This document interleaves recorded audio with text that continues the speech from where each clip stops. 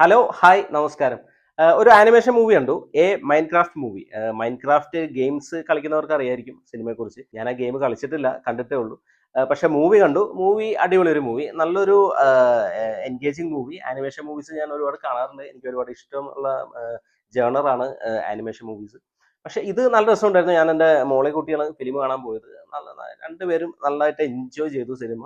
നല്ല രസമായിട്ട് തന്നെ അവർ എടുത്തു വെച്ചിട്ടുണ്ട്. ആ ഒരു സ്റ്റോറി പ്ലോട്ടും കാര്യങ്ങളൊക്കെ, അവരുടെ വിഷ്വൽ ക്വാളിറ്റി സംഭവങ്ങളും എല്ലാം നല്ല രസമുണ്ടായിരുന്നു. അതുപോലെ തന്നെ സ്ക്രീൻ പ്ലേയും നല്ല എൻഗേജിങ് സ്ക്രീൻ പ്ലേ ആയിരുന്നു.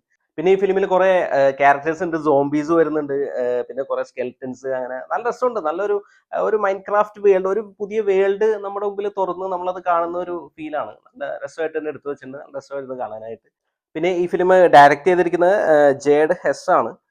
ഇതിലെ കാസ്റ്റ് എന്ന് പറഞ്ഞു കഴിഞ്ഞാൽ നമ്മുടെ അക്വമാൻ ആയിട്ട് അഭിനയിക്കുന്ന ജെയ്സൺ മോമയാണ്. പുള്ളി നല്ല പെർഫോമൻസ് ആയിരുന്നു. പുള്ളി നല്ല രസമാണ് പുള്ളിയുടെ ക്യാരക്ടർ.